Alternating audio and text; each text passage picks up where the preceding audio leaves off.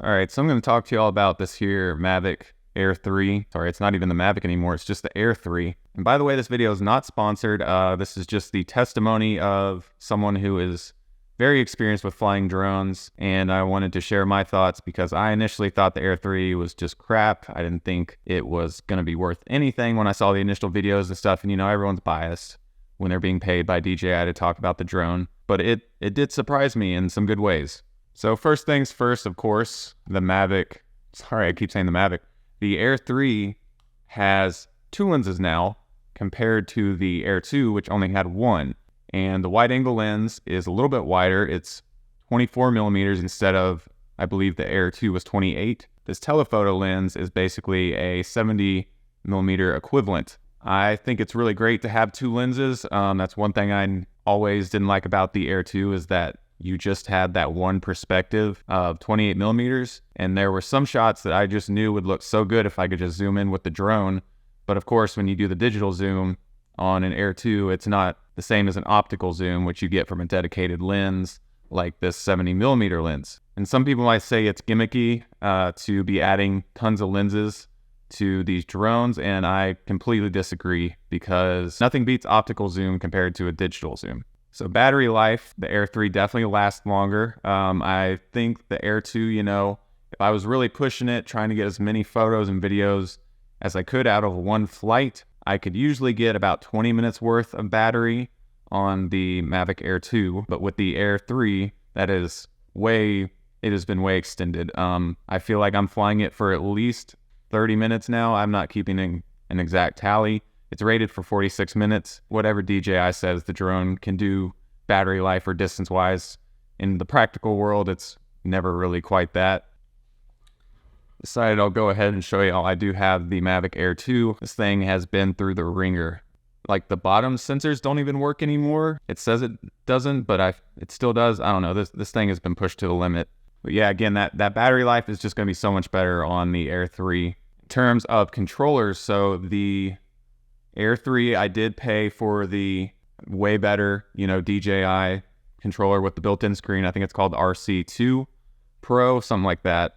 This thing is amazing. Like, it is so much better than having to use your phone. When you're out filming in daylight, you need to see what you're doing with your drone. And especially if you have a client with you, you want them to be able to see what you're doing. That was a constant recurring problem with me using the phone on the controller. I thought it even hurt my professionalism or the appearance of my professionalism when on a set because the client can even look and see what I'm doing. I just have to basically say, I got this, bro. Like, you just got to trust me here. And if you've worked on any film set or big set where people are shooting video, whoever the director or producer is, they want to see what's being shot like this. They just want to see it. So having this controller allows me to do that now. I can show the client, and then, of course, I can see what I'm doing way better. And now let's actually get down to what you care about most is the image. At first, I went and tested the Air 3 and the Air 2 on, it's like it was like noontime, sunny day. I think the first day actually when it was cloudy.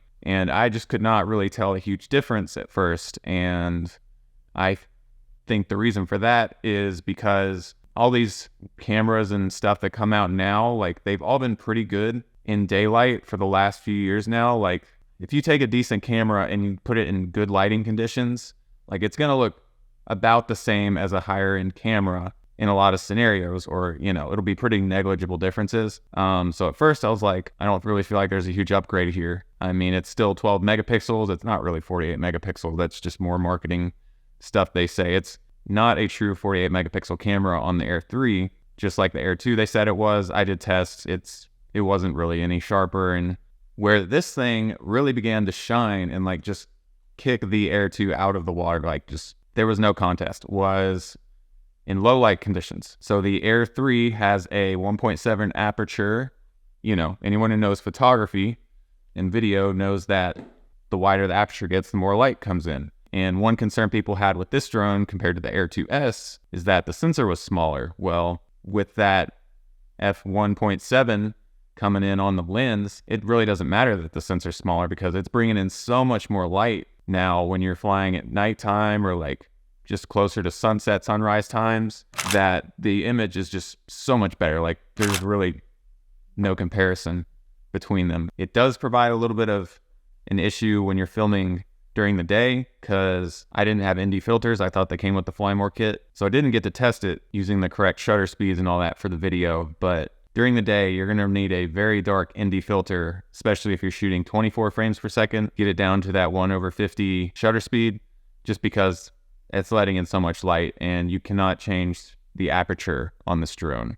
The Air 2 falls apart at night. I've never really been able to use it at night. Like, the photos are okay because you can do the longer exposures. But again, like, just the way camera technology has progressed in the last few years, these sensors just keep getting better and better at low light. And you can really tell that now on the Air 3 with that newer sensor, with the f1.7, like, the night footage is so good. Like, I was super impressed when I flew it the first time. And if I didn't already decide I wanted to keep the 3 Pro, I would be perfectly okay keeping this Air 3 because, again, that just opens up a whole new world of possibilities for me and plenty of other people who fly drones. Now you can do it at night with really good results. And you know, in addition to the better low light capabilities, and I mean, aside from the low light, like, there's really not a huge difference in the features compared to the Air 2. You know, it's got the active track and it can do panoramas and hyperlapses and all that stuff. I will say the hyperlapse interface on the Air 3 is a little better, but you know, overall it's pretty much the same thing. If you're gonna get this drone, you're getting it because it has amazing low light capabilities, and that's where it really shines. Now, the Air 3 does do vertical filming. It's not true vertical filming because it doesn't, you know, turn all the way sideways like the mini drones do. Now, when it comes to photo, it really doesn't matter that it doesn't shoot vertical because you can stitch them together and create a panorama. Now for Codex, this shoots H.2, 6.4, and 2.5, 265. It doesn't shoot ProRes, you know, you got MP4, MOV, it's just like the Air 2. So it'll be about the same editing workflow. One thing that the Air 3 does do better than the Air 2 is that when you're descending or ascending the drone, it descends way faster. Like, it almost looks like it's dropping like a rock. Here's my final recommendation as someone who does fly drones for a living. It's not the only thing I do, but it is one of the things that I do a lot. If you have the Air 2, I would definitely recommend getting the Air 3 if you want to do more low light photography, video, anything like that. It's just going to dramatically change the image quality. And again, if you want something with more capabilities, variable aperture, you know, log profiles, this does not have a true log profile for shooting video. You're going to need to go with the Pro drone. But I'd say for maybe someone who has been flying drones for a while, but they're not a full-time professional with drones yet, this is perfect for you. Like, you'll make some great stuff with this. And at the end of the day, it comes down to the creative who's using the drone, not the drone itself. If this was my only drone I could use, I would be very satisfied with the Air 3. All right, y'all, thank you for watching. If this informed your decision on your next drone you're going to buy, please leave a like on the video and subscribe because it costs literally nothing and it helps the algorithm a lot. I think more than liking, weirdly enough.